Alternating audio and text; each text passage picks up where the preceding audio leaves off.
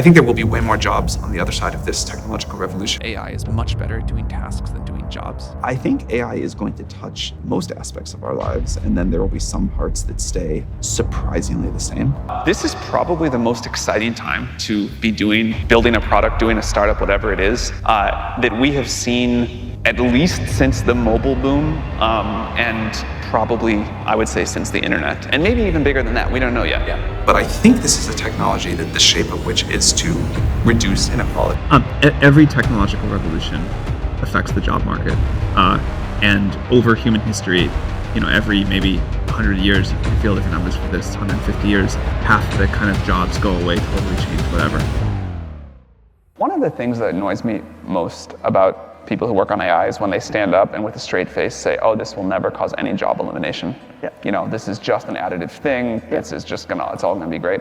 This is gonna eliminate a lot of current jobs. And this is going to change the way that a lot of current jobs function. And this is gonna create entirely new jobs. Like with all technological revolutions, I expect there to be significant impact on jobs, but exactly what that impact looks like is very difficult to predict. If we went back to the other side of a previous technological revolution, talking about the jobs that exist on the other side, you can go back and read books of this. It's what people said at the time. It's difficult. I believe that there will be far greater jobs on the other side of this, and that the jobs of today will get better. And there will be classes of jobs that totally go away. There will be classes of jobs where you have to change what you do a lot. There will be classes of jobs where the productivity, compensation, whatever you want to talk about, whatever measure, goes up by a giant factor. And then there will be things that feel like jobs to the people of the future that to us today look like a complete indulgence and waste of time, as what many of us do today would look like to people from hundreds of years ago. I would have said first AI is going to come for blue collar labor. Basically, it's going to drive trucks and do factory work, and it'll handle heavy machinery. Then maybe after that, it'll do some kinds of cognitive labor, but it won't be off doing what I think of personally as the really hard stuff. It won't be off proving new mathematical theorems. It won't be off, discovering new science. It won't be off writing code. And then eventually, maybe last of all, maybe never, because human creativity is this magic special thing. Last of all, it'll come for the creative jobs. That's what I would have said. Now, it looks to me and for a while, AI is much better at doing tasks than doing jobs. It can do these little pieces super well, but sometimes it goes off the rails. It can't keep very long coherence. So people are instead just able to do their existing jobs way more productively. But you really still need the human there today. And then B, it's going exactly the other direction. It could do the creative work first, stuff like coding second. They can do things like other kinds of cognitive labor third, and we're the furthest away from humanoid robots.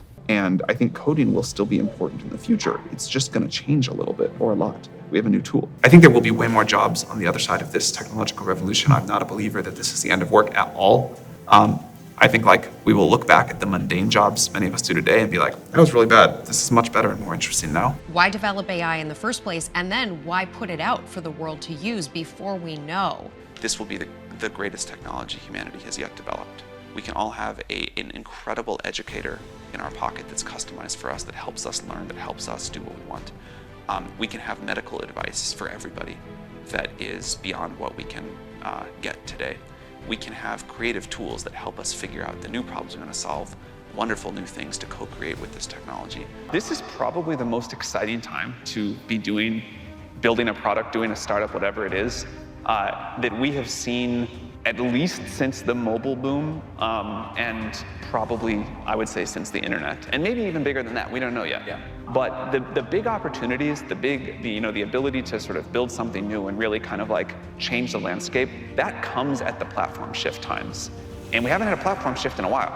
And this looks like it's really, truly a platform shift. And so my biggest piece of advice is this is a special time and take advantage of it. This is not the time to delay what you were planning to do or wait for the next thing.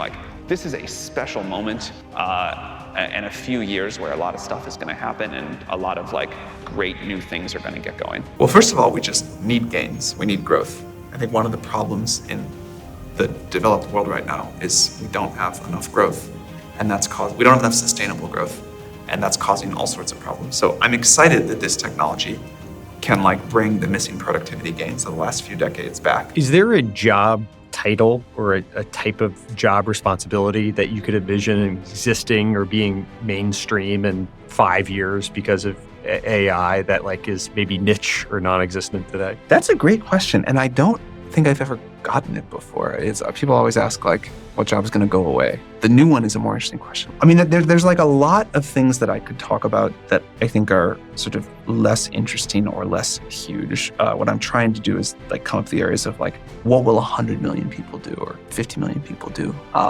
The broad category of new kinds of art, entertainment, sort of more like human-to-human connection. I don't know what that job title is going to be, but I think, and I don't know if this like we get there in 5 years, but I think there's going to be a premium on like human in-person, like fantastic experiences. I don't know what we'll call that, but I can see that being like a very huge category of something. I believe that someday we will make something that qualifies as an AGI by whatever fuzzy definition you want. The world will have a 2-week freak out, and then people will go on with their lives. I think AI is going to touch most aspects of our lives, and then there will be some parts that stay surprisingly the same. So I'm actually not worried at all about stifling of human innovation. I really deeply believe that people will just surprise us on the upside with better tools. I think all of history suggests that if you give people more leverage, they do more amazing things. And that's kind of like, we all get to benefit from that. That's just kind of great. And this has been much more of a tool than I think we expected. It is not yet, and again, in the future it'll get better, but it's not yet like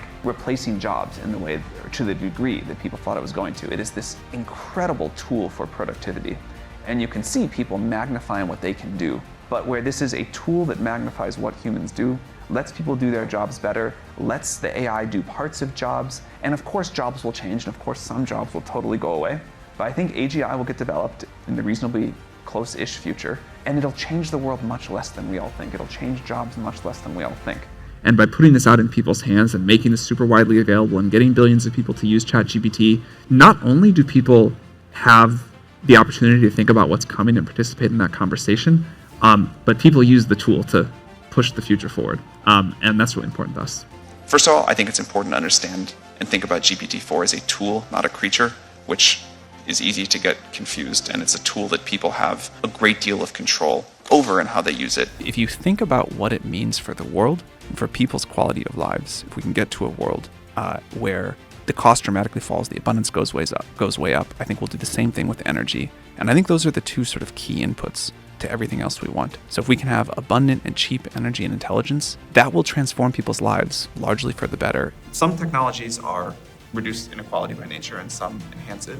I'm not totally sure how this one's going to go, but I think this is a technology that the shape of which is to reduce inequality.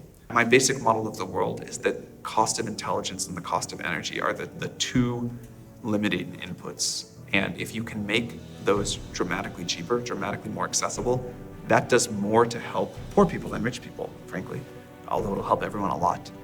This technology will lift all of the world up. Most people in this room, if they need some sort of intellectual cognitive labor, they can afford it. Most people in the world often can't.